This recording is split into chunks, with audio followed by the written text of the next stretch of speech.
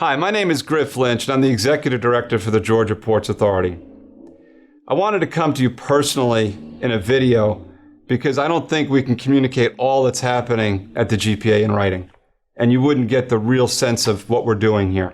I know that there's a lot of questions and some concerns about what's happened over the last few months, and I'm here to tell you, you had a right to be concerned.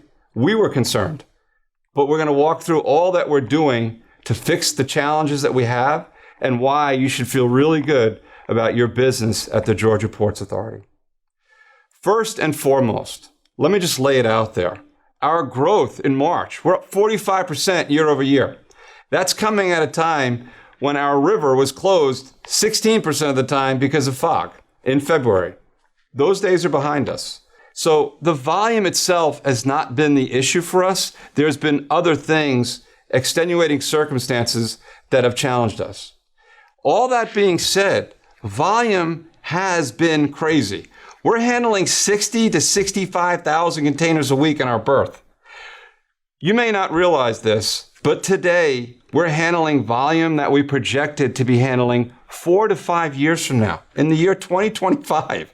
So when you think about that, it's kind of overwhelming. And I'm so proud of the team for all that they've done to get us to this point today.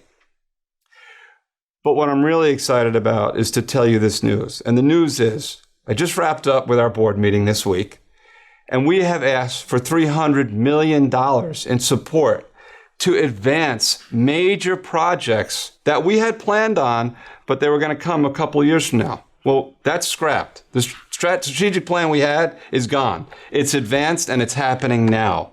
So what are we doing? The first thing we're doing that we already did is we opened a new terminal. Many of you may not be aware of that. Ocean Terminal. We built that during COVID. In 1 year, we opened a berth and a facility for small ships. Happy to say that's done. Why did we do that? We did that so that we could build a new berth for big ships. And that project was just approved this week.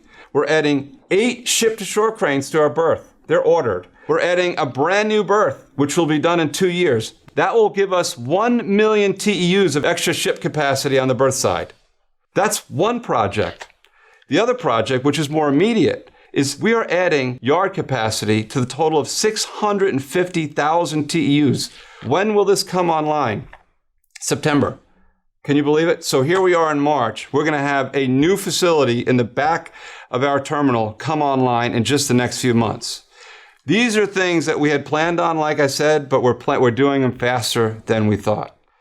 The thing that I'm probably most excited to share with you is we've sat down with the team and we looked at how can we continue to grow our big ship berth capacity faster than we had planned. And over the next 6 months, we will be rolling out a plan that will not only add a big ship berth in 2023 with the berth 1, we're actually going to add a big ship berth in 2024.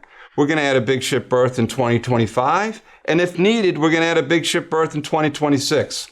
So we are going to more than double our big ship berth capacity. That's 8 big ship berths, folks, in the next 5 years. That's amazing. One of the things that all of this expansion that I'm talking about allows us to do is better handle the export market. The export market is growing and has great potential here. We're really excited about it. And I want you to know, to all those exporters out there, that we are focused on your business. We're going to open up our gates for you and provide a greater receiving date as we bring on additional capacity. I also want our front-end customers to know, and that's the truck driver and the motor carrier community, that we are doing everything we can to improve your experience on the facility.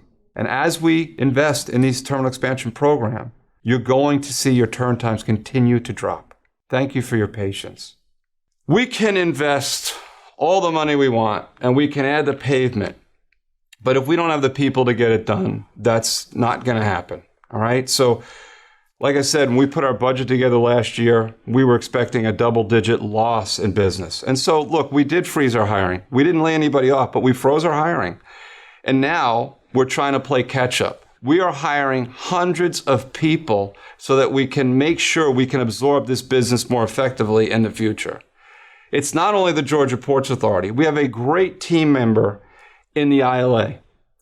And I'm really pleased now to have Willie Seymour, the Executive Vice President for the ILA, to talk to you about what they are doing with their business.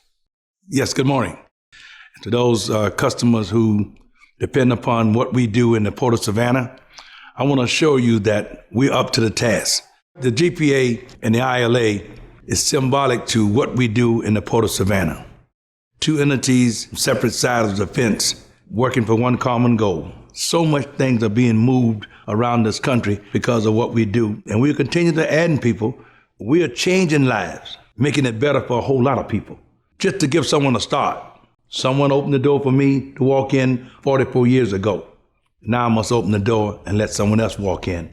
Hopefully the GPA will do the same. We are married at the hip, and we'll continue to make things happen. So as we wrap up, I think you heard that we're making the investments, we're hiring the people, we have a great team.